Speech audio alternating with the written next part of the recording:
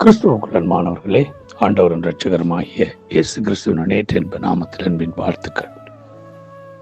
தொடர்ச்சியாக கன்னிகை குறித்து நாங்கள் தியானித்து வருகிறோம். ஆண்டவராக இயேசு கிறிஸ்துவுக்காக நியமிக்கப்பட்டிருக்கிற மணவாளன் ஆகியவருக்காக நியமிக்கப்பட்டிருக்கிற கன்னிகை ஆகிய நாம் நேற்று தினத்தை பார்த்து விழுந்து கிடக்கிற அந்த கன்னிகை அவருடைய நிலையை குறித்து நாங்கள் பார்த்தோம். இந்த நாள் பார்க்கிறோம், விழுந்து கிடந்த கன்னிகையை, ஆண்டவரை வெறுத்து போன கன்னிகையை ஆண்டவர் மீளவும் கட்டுகிறார், மீளவும் உயிர்ப்பிக்கிறார். அல்லேலூயா. எரேமியா 31வது அதிகாரம் 4ஆம் வசனம் சொல்லுகிறது, இஸ்ரவேல் என்னும் கன்னிகையே, மறுபடியும் உன்னை கட்டுவிப்பேன், நீ கட்டப்படுவாய், மறுபடியும் நீ மேள வாத்தியத்தோடும் ஆடல் பாடல் செய்கிறவர்களின் களிப்புள்ள கூட்டத்தோடும் புறப்படுவாய். அல்லேலூயா. ஆண்டவர் இந்த காலை வேளையில நம்மளோட பேசிக்கொண்டிருக்கிற காரியம், நாம் இன்றைக்கு எப்படிப்பட்ட சூழ்நிலையில் இருந்தாலும், நாங்கள் எவ்வளவு ஆண்டவரை விட்டு வெளியேறி போனாலும், நாசமாய் போனாலும், கெட்டு போனாலும், அழிந்து போனாலும், சோர மார்க்கமாய் போனாலும், நம்முடைய ஆண்டவர் நம்மளை நேசிக்கிறவராய் இருக்கிறார். அல்லேலூயா.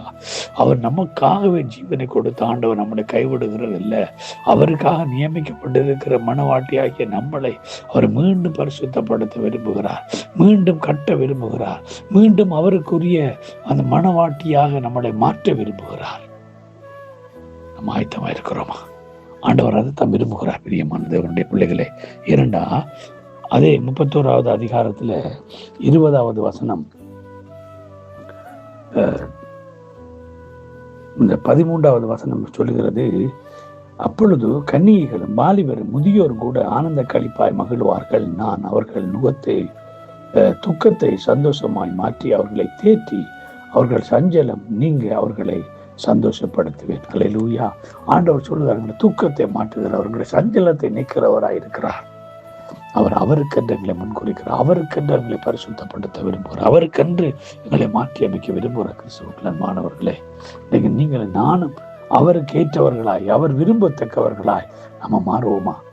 என்று நம்ம அடிமைப்பட்டு கிடக்கிறோம். நம்ம அவரை விட்டு விலகி போயிருக்கிறோம். அவரை விட்டு நாங்கள் சோர மார்க்கம் போயிட்டோம். அவரை விட்டு நாம் அவருக்கு துரோகம் பண்ணி, அவருக்கு எதிர்த்து, அவரை வேதனைப்படுத்தி, துக்கப்படுத்தி, சஞ்சலப்படுத்தி நிற்கிறோம். ஆனாலும் அவருடைய கிருபை எங்களை விட்டு விலகுவதில்லை. அல்லேலூயா. அவருடைய கிருபை எங்களை விட்டு விலகவே இல்லை. ஏசாயா தீர்க்கதரிசி 52வது அதிகாரம் 2ஆம் வசனத்தில் சொல்றார், தூசியை உதறி விட்டு எழுந்திரு, எருசலேமே வீட்டிரு, சிறைப்பட்டு போன சீயோன் குமாரத்தியே, உன் கழுத்தில் உள்ள கட்டுக்களை அவிழ்த்து விடு. அல்லேலூயா. நம்ம தான் நம்முடைய கழுத்தில் இருக்கிற கட்டுக்களை நம்முடைய கரங்களினாலே நாம் அவிழ்க்கும்படி அழைக்கப்பட்டிருக்கிறோம். கர்த்தராகிய இயேசு கிறிஸ்து விரும்புகிறார், நாம் கட்டுக்களை அறுத்து தூசியை உதறிவிட்டு நாங்கள் என்ன செய்யணுமா? இப்ப நாங்கள் ஆண்டவருடைய சமூகத்தில் எங்களுடைய சிறையிருப்பை எல்லாம் முட்டை தவிர்த்து அந்த சீவகுமாரத்தி ஆகிய கன்னியை ஆகிய நாங்கள் மீண்டும் ஆண்டவரிடத்தில் கடந்து செல்ல வேண்டும். அல்லேலூயா. மீண்டும் அவரிடத்துல அவர் எங்களை அழைக்கிறார், மீண்டும் எங்களை பரிசுத்த இரத்தம் கொண்டு கழுவ விரும்புகிறார், மீண்டும் அவருக்கு சொந்தமான மனவாட்டியா நம்மளை மாற்ற விரும்புகிறார். ஆயத்தமா இருக்கிறோமா?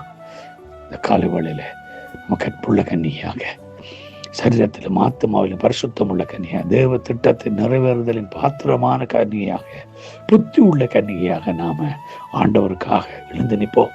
கர்த்தர் நிச்சயமாக எங்களை அவருடைய மனவாட்டியாக ஏற்றுக்கொள்வார். God bless you all.